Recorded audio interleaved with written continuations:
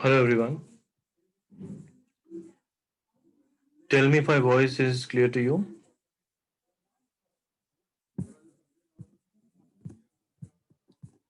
Hello. Yes, sir. Good morning. Good morning, Astha. You were there in the class, in the previous class. Yes, sir.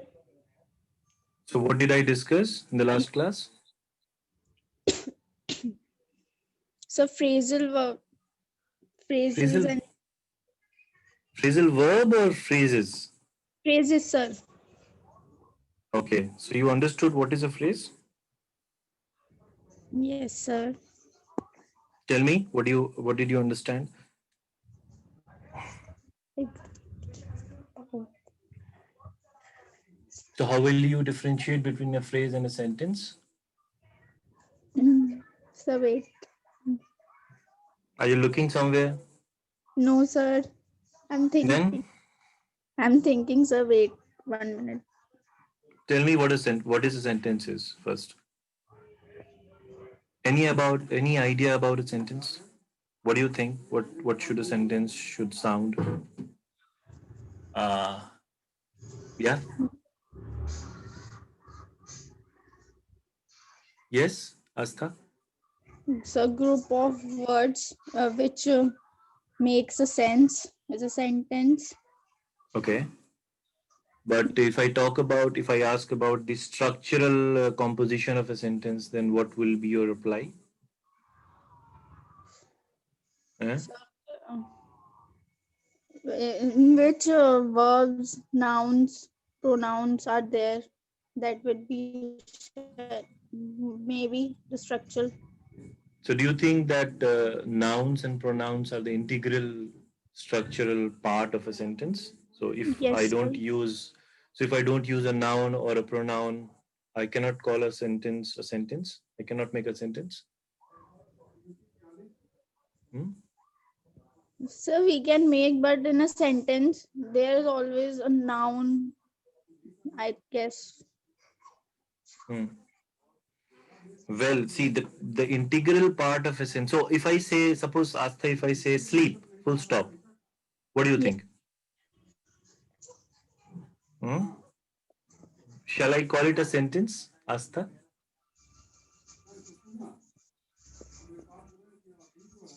Sleep is thanks. Hmm? Sir, I don't know, sir. Okay, so if I say sleep, full stop. So you're not considering it as a sentence? Sir, Hmm? it may be considered as a sentence, but it is something like a order sleep. Yeah, true, true. So basically, you should clarify this particular thing that when we give a statement and it gives a complete sense, that can be called as a sentence. So either you use one word, either you use a combination of words, either you use a phrase, either you use a clause. So everything can call be a except phrase. Everything can be considered as a sentence. Okay, but the integral part of a sentence is the verb. Okay, Asta? Okay, sir. So you have, because verb basically talks about the tense, it relates to the time basically which you are referring to. And then in addition, you have subject basically who talks about who does the action, right? So if we say that we have subject and predicate combination, that is basically a sentence. So Okay, sir. this was just a recapitulation of what you understand if I call it a sentence. Now, Yes, once sir. you understand what is a sentence, the next question comes that how it is different from a phrase and what is a clause then, right? So yesterday we discussed about phrases and just to give you a quick recap on what we have discussed yesterday, I'll quickly share some slides in front of you. I'll be sharing these slides with some more modification, some more alteration. So you can just have a look here. Asta, I believe you can see the PPT in front of you, right? Yes, sir. So if I say that it is a group of words which stand together and have a particular meaning, we can call it as a phrase. Now, the important thing which you have to notice is that um, you don't have either you don't have the subject or you don't have the verb, right?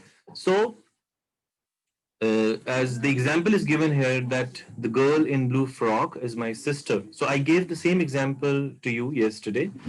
And there is this particular sentence is a whole chunk, right? And we have two noun phrases over here, the girl in blue frock and my sister. Now, will you consider the girl in blue frock as a sentence which gives the complete sense, Astha? Yes, sir. How? How? So if I say the girl Girl, in girl. so if I say the girl in blue frock, that's it. Will you consider it as a sentence? No, No. sir, not. No. Right. So that's a noun phrase basically, right? Okay, sir. And similarly, if we say my sister, again, say this my sister cannot be called as a sentence. It is a noun phrase, Oh, right? okay, sir. So that is what the concept is. So phrase basically cannot qualify as a sentence, but we can say that within phrases we have noun phrases. Within sentences we have noun phrases which denotes a noun. So as you can see that we are highlighting the girl in blue frock. So we have frock, the girl, which is the head, right? And that H is basically denoting girl, which is the head. This is the subject. And then we have blue frock. Again, blue is modifying frock. So frock is again a noun. So that is how noun phrase is understood. Now, when we talk about the difference between a phrase and a clause, we can say that two two clauses can make a sentence. See what is happening here. I'll give you a chocolate if you bring a glass of water. So we have two clauses over here. So we can say that it is a group of words consisting of at least a subject and a finite verb. I hope you remember about finite verb when we discussed verbs in our class, right? Are you listening? Yes, sir. Yeah. So that is how you differentiate between a phrase and a clause. So it is very essential that you understand that how you basically differentiate phrase and a clause, right? So this is how it works. So both phrases and clauses are a group of words. That's true, absolutely true. A phrase functions like a single part of speech because phrase doesn't have both a subject and a verb. It cannot function as a sentence, and a clause necessarily has both a subject and a verb, though at times the subject may be implied depending on the kind of a clause. It can act like a sentence or as a part of a sentence, right? So a clause within clauses, like within sentences, we have number of clauses. And if you remember, I discussed about independent and dependent clauses, right?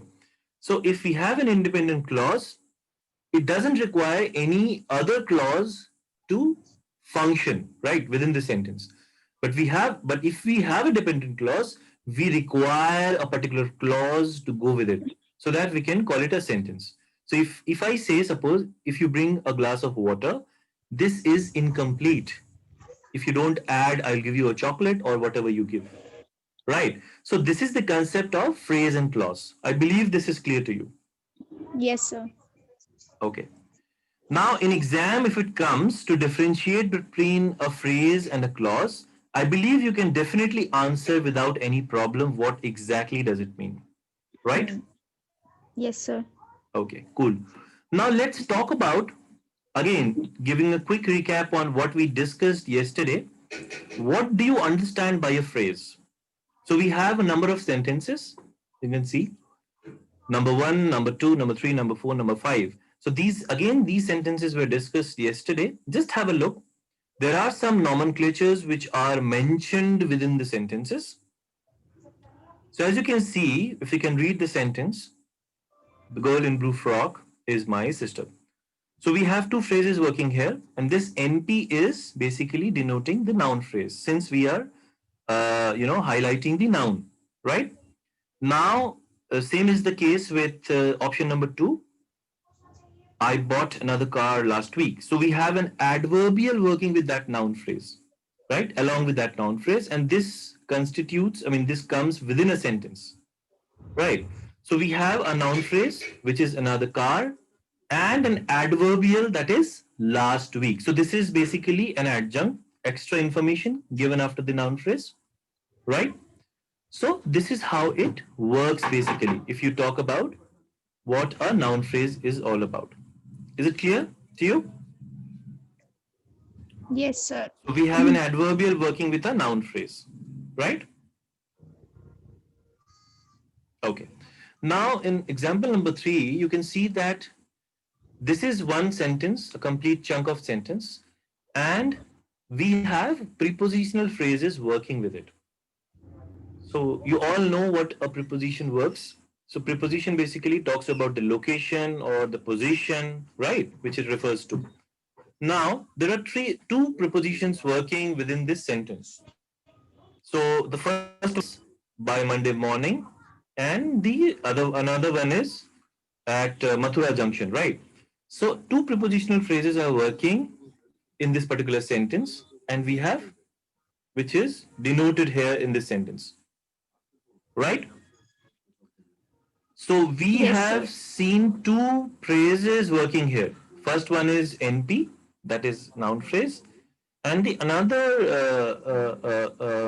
phrase that is prepositional phrase.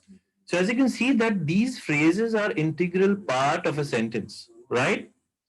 And sentence number 4, as you can see, if you can go just read this sentence number 4, which is the girl by the table with carved legs is my sister, you can see that again two prepositional phrases are working within this sentence.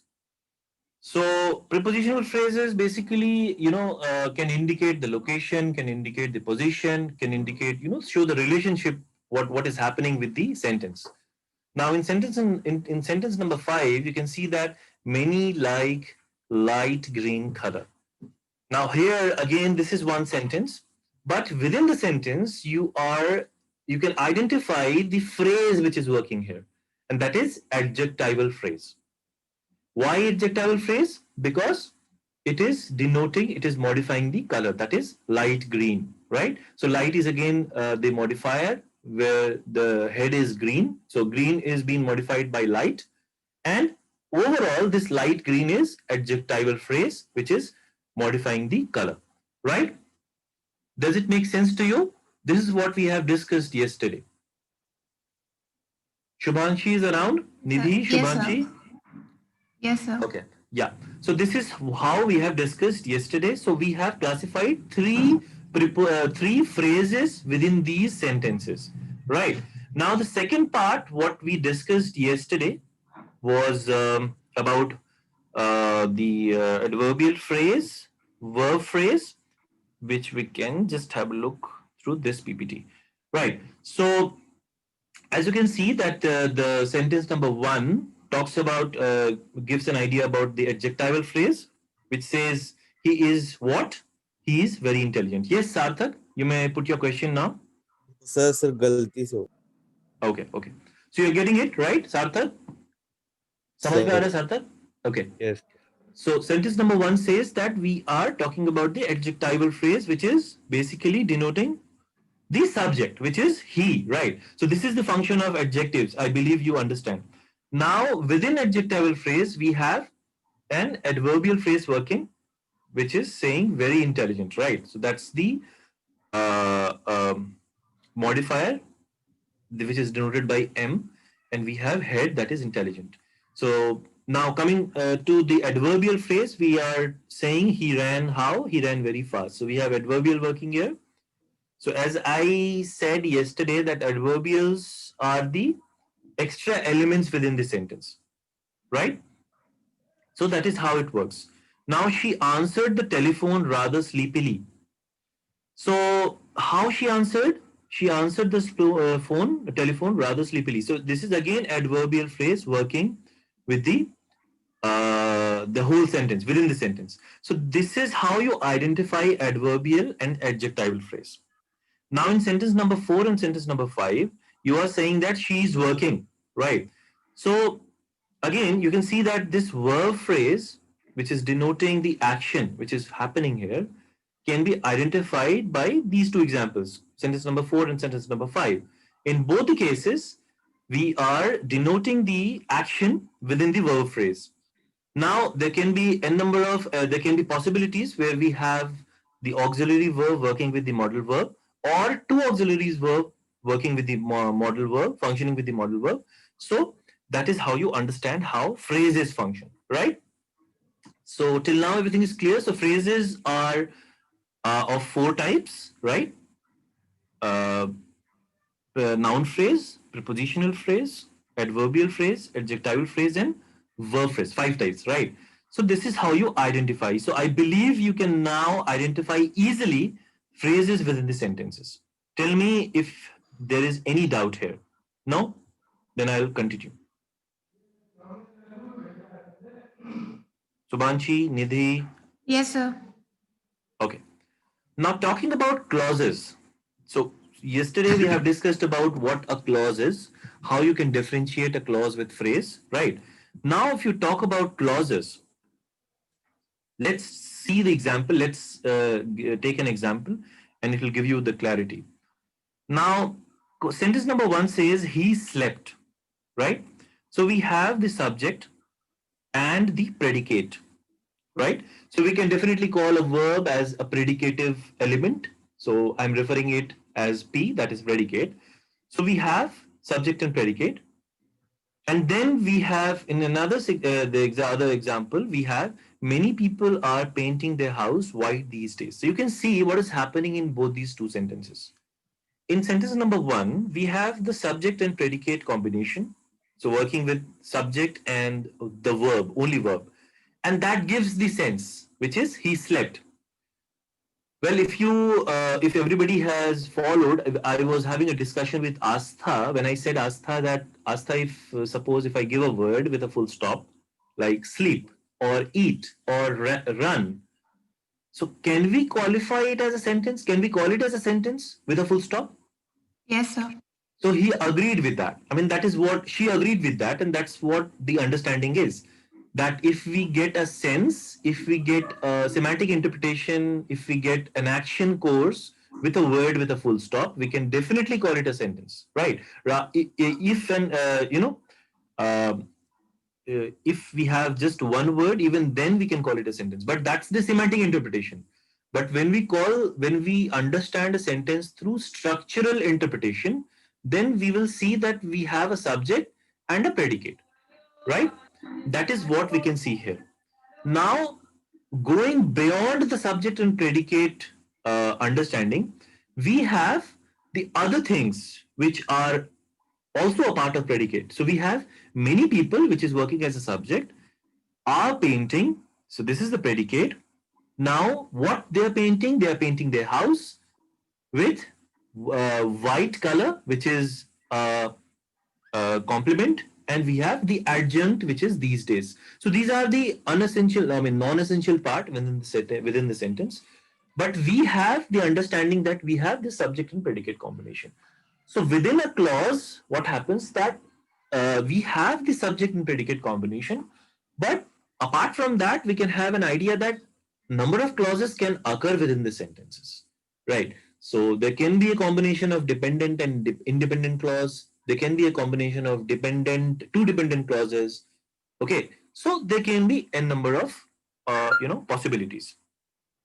Now, if you can see just after that, below that, in addition to these basic elements, which is S for subject, P for predicate, O for object, C for complement, and A for adverbials. A clause may also have the elements like conjunctions, interjections, and vocatives, right? So there can be possibilities. So if I say that particular sentence, if you take any sentence and then you add and then we did it. So we have this conjunction working with an adverbial, with a subject, with a predicate, with an object. So there can be n number of things which can work. Now see, we can add an interjection as well, where we say, "Ugh, it is green tea again." Now it shows that that hatred feeling towards the green tea, because everybody doesn't like green tea. So that is what the sense is. So within a clause, there can be different things, but we can understand that a clause can definitely make a sentence. I mean, that has that potential. And we have these elements which can work within that clause. Tell me if the point is clear to you. Shubhanshi? Yes, sir. Okay. So if you understand what a clause is, we can straight away go and we can see what are the what are the types of clauses which we can see. So yeah.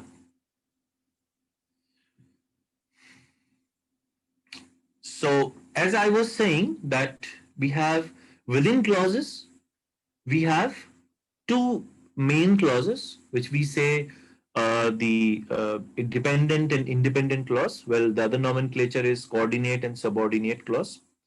So we can understand how these clauses function. Okay. So what is a coordinate clause? Well, if I say that I can't speak well, but I can write in good structure. So what is happening that we are using this coordinate conjunction but and we are adding two independent clauses. Okay. So we have two independent clauses working here. You can see that I can't speak well. That's fine. That's a possibility.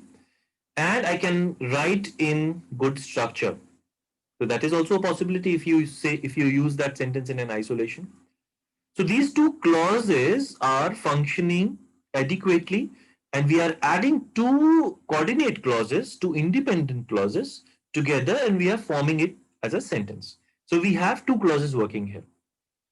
So please don't confuse yourself with the nomenclature with somebody says coordinate, somebody says dependent, somebody says subordinate, somebody says independent. So we have, so coordinate is basically the independent one where we use. So if we say again, if I give you a chocolate, if you bring me a glass of water. So you can see here that we are using a dependent and independent clause together, and uh, this is how it works. Now, if you're talking about a clause. Now, within subordinate clause, there are a number of clauses which can function, which we can identify, right? We have noun clauses, the first one. So as you can see the sentence, money is what I desire most. So what is happening here that what I desire most is basically complementing the subject, which is money. So this is how you identify the noun clause, right? So uh, suppose you get a question in your exam that the sentence is given and you will be asked to identify the clauses, the types of clauses within the sentence. So if you understand how the clause is basically connecting with the subject, so either if it is a noun, then of course it will connect with the subject. So here the subject is money, and that's why we call it a subject complement subordinate clause. Okay, so money is what I desire most is a noun clause. So what I desire most is basically a noun clause within the sentence, within the whole clause. Okay, so I'll be using a clause and a sentence alternatively, and probably you might have got an idea that a clause can definitely make a sentence. If it gives a sense, if it has subject predicate combination, then there's no problem, there's no doubt, then we can call it a sentence. Right, Shumanshi? Astha, you listening to me? Yes, sir. Yeah. Yes, sir. Okay. So this is how you identify a noun clause.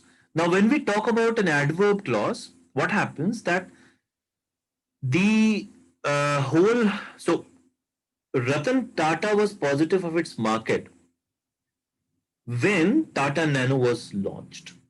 So this whole chunk is a clause which is an adverb clause. Right. Why? Because it is basically reflecting, it is basically giving an additional information, giving an additional idea, and connecting to when, when Tata Nano was launched, the subject was positive of its market. So it is connecting when, when the action happened, basically. So this is how you can identify the adverb clause, how it functions in a sentence, right? So if you can just relate with how it is different from a noun clause, in noun clause, we were complementing the subject, right? But in adverb clause, we are giving an additional information and we are reflecting to when, the event happened. So when Tata Nano was launched, Ratan Tata, who is the subject, was positive of its market. Well, it's a very old, story. Now the market has drastically changed. Now Ratan Tata is not positive about Nano, but yeah, it was when it was opened, when it was launched. Okay, so this is how you understand how an adverb clause functions. Now talking about relative clause, what happens when we say that the teacher whom I love most has resigned? So what happens in a relative clause is that you establish a relation with the subject. So if you say that the teacher whom I love most has resigned, what is happening here? That you're establishing a relation with the subject. You can easily say that the teacher has resigned. Now you establishing a relation with the subject, and that's the reason you are adding that small chunk of clause, which is whom I love most. Well, that's the possibility. It can happen anytime, right? So this is how a relative clause can be made. So you can see how the differences can be understood if we use a noun clause, an adverb clause, and a relative clause. So you are using a relative clause just to give an idea about the subject, okay? And this is how it functions. Shubhanshi, is it clear to you? Yes, sir. Okay. Now talking about the comparative clause. Now this is again one more type where what happens that when we say the subject and the function of what the subject is saying. So if I say he works more diligently than Rohan does. So easily, as the name suggests, you are comparing something. So you are comparing two subjects here, right? So he works more diligently. This is again adverbial phrase. This is an adverbial phrase. We are giving an extra information, added information about the subject. And then you are comparing it with he, which is the subject here. So he works more diligently than Rohan does. So this kind of classification is understood as a comparative clause. Okay.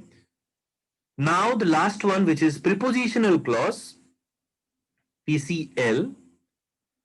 So I would recommend you people to write the full name, if you have any confusion. Of course, PCL only means prepositional clause, and that's the nomenclature which is not fixed. You can, it will be better if you write the full thing, prepositional clause, if you are asked to write. So we do not have any proof of what was done yesterday. So again, you have seen how prepositional phrases works, PP works. Now within the clause level, this is also possible. If we say that a particular clause is basically supporting what you have said before. So we do not have any proof, okay, of what was done yesterday. So it is establishing a relation with what you have said earlier. So that is how prepositional clauses work. Okay, so roughly you get an idea how a phrase, the types of phrase works in a sentence, and how a clause and the types of clause work in a sentence. So there are a number of clauses within the sentence with the example, and you understand how these clauses work. Okay? Is it clear, Shubhanshi? Yes, sir. Although students are leaving in a quick pace, I am also running in a quick pace so that, maximum I can put in front of you. But, this is a very challenging task to match up your pace. You students are very smart. So just give me quick second and I would introduce this. I thought I would be sending this to you, but then I thought that I should discuss it first and then I'll share it with you. So this is the APRM which you have in front of you, where the complete idea of a phrase and clause is given. So you have what is a phrase and clause, and then the difference of phrase and clause. Then what are the types of phrases you have, right? So the 5 types of phrases which we have discussed till now. So we have a noun, we have an adjective, an adverb, prepositional and a verb phrase which we have discussed so far. So there is a concept of pre-modifier and post-modifier also, which you can just revise. And then we have a noun phrase. So the examples are relatively same, but some more explanations can be given here. Now the structure of a noun phrase is also given with the structure of other phrases which has been mentioned. So we have PP, we have adjective phrase, we have adverb phrase, we have verb phrase. So there is plenty of examples. And then we talk about clauses here, right? So the clause patterns of English can also be understood here. What are the possibilities of clauses which we can understand? You can just give a look over here. It will give you an idea. So it is taken by Leach, the grammar of Leach, which was shared to you earlier. You can just have a look over there. And then you have coordinate and subordinate clauses, which we discussed just now, right? And then the number of subordinate clauses which you have. So this will give you a clear idea about what we had discussed. So this is what you understood about relative clauses. So my earnest attempt was to give you a complete idea of phrases and clauses. And I believe you must have understood how these phrases and clauses work in a sentence. Tell me if there is any doubt, any question based on what we have discussed today. No, sir. Everything is clear, Shubhanshi? Be honest. I know you are honest. Yes, sir. I mean, I don't have any doubt. Okay. So what happens that once you go with this particular sheet with some more examples, please go through it. It will give you a clear-cut idea about what we have tried to understand. Okay. Now, in addition to this particular sheet, the other sheets which I have discussed yesterday, that is JP and error correction, it's an earnest request that you go through all those sheets as well. So the next week we are going to revise everything before we prepare for your exam. Okay, sir. So any question from the class, 32 students which are there in the class? No, sir. Anyone? No questions from my. Okay, Shubhanshi. Sarthak, Shashank, Yuvraj, Abhay, I Yes, believe you sir. people are listening to me. Yes, sir. Okay. If there is no question, then I would recommend you to go with the sheet which I'll be sharing today, and then prepare your questions, prepare your, Yes, exams, sir. prepare for your exams. And if you have any doubt, you can definitely ask me anytime. So thank you Sir, once again. sir, Yeah, exam Sarthak. offline होंगे. Sarthak, see, the question which you are asking, I don't have even clarity. Well, most of if we are going to plan to call students from second year or only first year or only third year or second year or third year, so it depends. There's a big challenge for the university to call you people at one go, everybody, because the people are, I mean, the university is planning to give you a single room, and a lot of things are there, and then Yes, sir. sanitization and all those things. So things are not clear still, right? Yes, sir. But if you take this, that probably you are going for 80%, this is going to be online again. Yes, But sir. if the situation becomes better, then maybe they can go for that. But I don't know. I am nobody's to say anything, give any clarity on this, because I don't have Yes, any sir. clarity. This is what I know. This is what I have shared. Yes, sir. Thank you, So sir. okay, Sarthak. So I believe that you will go with the sheets and what I have said, what the discussions we had. So based on that, you go on with your understanding, and then we can meet in the next week, the next classes, so that we can clarify our doubts and finalize what we have done in our whole module. Okay. So thank you once again. Have a nice day and take care, everyone. Let's hope for the best. Thank you. Thank you, sir. Thank you, everyone.